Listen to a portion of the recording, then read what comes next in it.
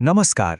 आज आमे पंडित श्रीराम शर्मा आचार्यंकर एक अत्यंत दूरदृष्टिपूर्ण रचना महिला जागृति अभियान भाग 2 ओपरे आलोचना करिबाकु जाउछु।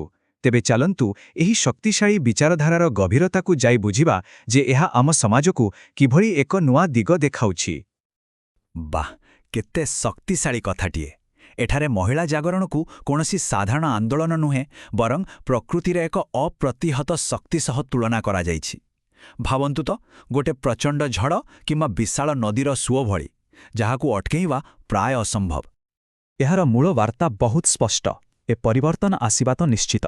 एहा एमिति एक गभीर सामाजिक रूपांतर जहाकु केही भी अटके पारिबे नाही। देखंतु, एही जागरणर जुआरकु विरोध करिबा ठीक सेमिति जेमिति केही गोटे महाबात्याकु हातरे अटकेबाकु चेष्टा करुछि। तेणु एथिरे बुद्धिमानी होउछि एही परिवर्तनकु खोला हृदय स्वागत करिबा। ताहेले प्रश्न उठुछि, एही महान जागरण प्रकृतिरे किपरि प्रगतिर रूप नेब?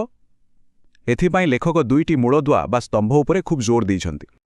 आगकु बढ़िबार रास्ताकु एठारे दुईटी सरल किंतु शक्तिशाली पदक्षेपरे बुझा जाइछि। प्रथमटी हेला व्यापक शिक्षा आउ द्वितीयटी हेला आर्थिक आत्मनिर्भरशीलता। एठी शिक्षार अर्थ केवल डिग्री हासिल करिबा नुहे, एहा होउछि आत्मसचेतनता, निजरा मूल्य बुझिबा आउ निज मनकु सबु प्रकार सीमित विश्वासरु मुक्त करिबा। एहा ही प्रकृत सशक्तिकरण। एहा आमकु द्वितीय स्तंभ विषयरे चिंता करिबाकु बाध्य करुछि। आर्थिक स्वाधीनता प्रकृतरे एते जरूरी काहीकि? एहार महत्व कौन? केवल टंका रोजगार करिबारे सीमित? ना, आदौ नुहे। कारण आर्थिक आत्मनिर्भरशीलता ही आत्मसम्मानर मूलदुआ।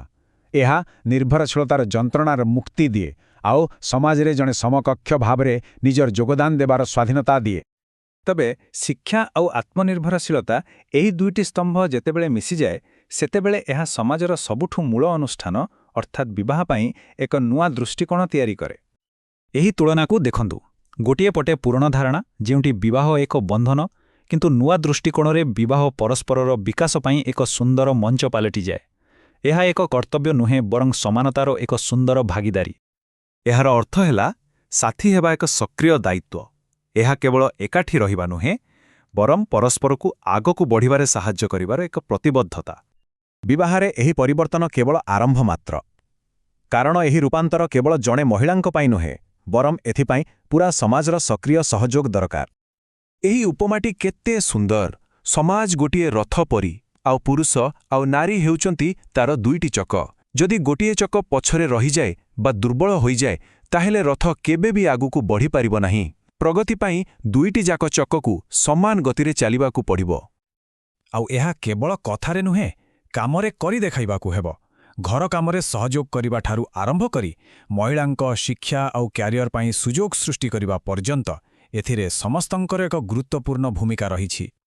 देखंतु, समाजर प्रत्येक अंश, परिवार हेउ, पुरुष हुअन्तु, समुदाय हेउ किंबा महिला, समस्ते मिसिले ही प्रगतिर इंजिन चालिबो। एहा ही आमकु एक सुंदर संतुलित भविष्यत आड़कु नेइ जिवो। तबे एही सामूहिक प्रयासर फल कौन हेबो? आसंतु लेखकंक सेही प्रेरणादायक दृष्टिकोण उपरे नजर पकाइबा जहा एक नुआ जुगर सूत्रपात करिबो। जेउ परिवर्तन निश्चित ताकु विरोध करिवारे किछि लाभ नाही, बरं खुशी मनरे ताकु स्वागत कले ही समस्तंकर मंगल हेबो। एहा संघर्षर नुहे, सहयोगर रास्ता। मने रखिबाकु हेबो, एही आंदोलनर लक्ष्य केबे भी संघर्ष नुहे। एहार लक्ष्य हेउछि परस्पर प्रति सम्मान और प्रशंसा उपरे तैयारी होइथेबा एक मजबूत संपर्क। एहा ही एकता आनिबो आउ मानवतार प्रकृत सामर्थ्यकु उजागर करिबो। शेषरे एही आलोचना आम समस्तंक पाई एक प्रेरणादायक प्रश्न छाड़ी जाउछि। समानता और सामंजस्यर एक नुआ जुग तैयारी करिवार शक्ति आम समस्तंक भितरे अछि। तेबे एही सहयोगी भविष्यतकु गढ़िबा पाई आमे समस्ते केउ छोट पदक्षेपटिए नै पारिबा, एहा उपरे निश्चय चिंता करिबा।